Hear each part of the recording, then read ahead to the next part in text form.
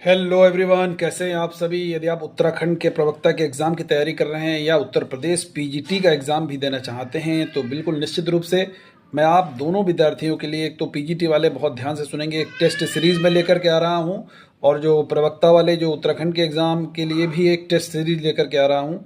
तो सारे के सारे बच्चे हमारी टेस्ट सीरीज़ से ज़रूर जुड़ेंगे। तो आज हम लोग शॉर्ट वीडियो में डिस्कस करने वाले हैं दिल्ली सल्तनत के बारे में। दिल्ली सल्तनत के सबसे पहले यदि वंश आपको क्रम से याद करने हो तो आप याद कर सकते हो। गुलाब खिले तो सांस लो, गुलाब से गुलाम वंश, खिले से खिलजी वंश, तो से तुगलक वंश, सा से सैयद वंश, सांस से सैयद वंश और लो से लोधी वंश, जिसमें सबसे अधिक समय तक तुगलक वंश ने शासन किया है 94 वर्ष तक। सबसे कम समय तक शासन किया है खिलजी वंश ने, केवल आपका 30 साल, यानी कि 1290 से 1320 के बीच में। ठीक है। अब यदि दिल्ली सल्तनत में जो सुल्तान हुए हैं उनके द्वारा स्थापित अगर विभागों की बात करें तो याद रखना है दीवाने मुस्तखराज, जो बकाया करों की वसूली के लिए विभाग बनाया था अलाउद्दीन खिलजी ने। दीवाने रियासत हम लोग जानते हैं, ये भी बाजार नियंत्रण व्यवस्था, ये भी खिलजी का था। दीवाने अमीर को ही ये आपका एग्रीकल्चर डिपार्टमेंट था, ये मोहम्मद बिन तुगलक ने स्थापित किया था। दीवाने खैरात, दीवाने बंदगान, दीवाने इस्तिहाक, ये तीनों फिरोज शाह तुगलक के द्वारा स्थापित किए गए थे। दीवाने बंदगान दास विभाग था, दीवाने खैरात दान विभाग था, और दीवाने इस्तिहाक पेंशन विभाग था, यह भी फिरोज शाह तुगलक का था। इसके अलावा आपका एक दारुल सफ़ा खैराती अस्पताल भी फिरोज शाह तुगलक के द्वारा स्थापित किया गया था, याद रखना है।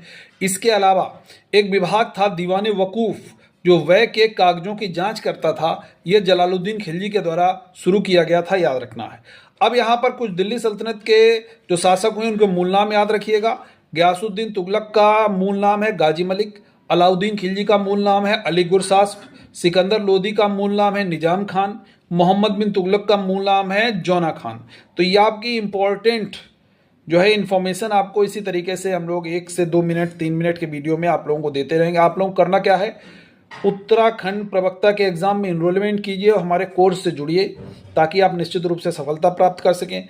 यदि आप उत्तर प्रदेश पीजीटी के एग्ज़ाम को देते हैं तो आप लोग वहां पर हमारी टेस्ट सीरीज़ को फटाफट ज्वाइन कर सकते हैं। और एक नया टेस्ट सीरीज़ में यूजीसी नेट के लिए लेकर के आ रहा हूं, तो यूजीसी नेट वाले विद्यार्थी भी ध्यान से सुनेंगे कि यूजीसी नेट की टेस्ट सीरीज़ भी आप लोगों को 2 से 3 दिन के अंदर मिल जाएगी। वहां पर भी आप लोग इनरोलमेंट कर सकते हैं, कोर्स आपका क्रिएट हो जाएगा। थैंक यू एवरीवन, जय हिंद।